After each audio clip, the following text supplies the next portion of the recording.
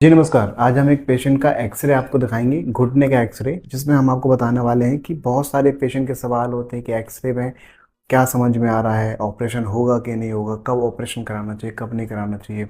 कभी कभी ऐसा होता है कि पेशेंट के कम नुकसान है फिर भी ऑपरेशन के लिए बोल देता है, और कभी कभी ज़्यादा नुकसान हो जाता है तब तो ऑप्शन एक ऑपरेशन का आता ही है। तो कब हमें डिसाइड करना चाहिए, कब नहीं करना चाहिए, सारी चीज़ें अपन बात करते हैं। सबसे पहले हम इस एक्सरे को देखेंगे। एक्सरे है 54 ईयर पेशेंट का।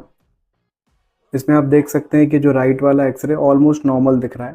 थोड़े से आपको गैप मीडियल साइड में गैप थोड़े से देखेंगे आपको, इसको हम ग्रेड 1 कह सकते हैं। बाकी थोड़े बहुत चीज़ें और नुकसान है जो एज रिलेटेड होती हैं।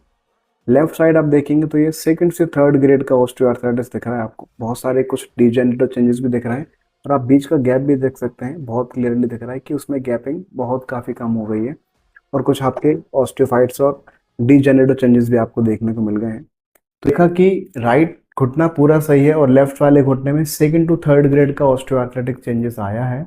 तो ऐसे पेशेंट में हमने ट्रीटमेंट देना शुरू किया। काफ़ी दर्द भी था, कट कट की आवाज़ भी आती थी, मोड़ने में, थोड़े उठने बैठने में, ये सारी चीज़ें थी जो कि सेकंड से थर्ड ग्रेड तक के ऑस्टियोआर्थराइटिक पेशेंट्स में ऐसा होता है।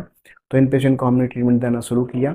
कुछ रूमेटिक आर्थराइटिस के चेंजेस भी हमें दिख रहे थे, उसके लिए हमने आपका डिफरेंशियल डायग्नोसिस कर लिया थ्रू टेस्ट, ब्लड टेस्ट, जिससे कंफर्म आया कि it's arthritis, simple osteoarthritis, not rheumatic arthritis like induce symptoms.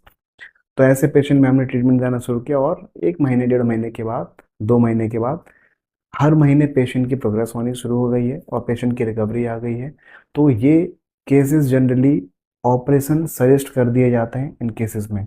But हम ये एक्सरे के थ्रू आपको बताना चाह रहे हैं कि सेकंड टू थर्ड ग्रेड में बहुत अच्छे चांस होते हैं कि आपके घुटने को वहीं मेंटेन कर दिया जाए, और आपके फर्दर स्टेज जो आने वाली ऑपरेशन के उसको हम हटा सकते हैं पेशेंट की रिकवरी के साथ साथ। इसमें जनरली कुछ महीनों की दवाइयाँ चलती हैं, आफ्टर कुछ नीड लगती है तो कुछ प्रोसीजर्स वगैरह भी करते हैं, जिससे हम आपकी इसको रिकवरी प्लान कह सकते हैं, जिससे पेशेंट की रिकवरी हम बढ़ाते जाते हैं।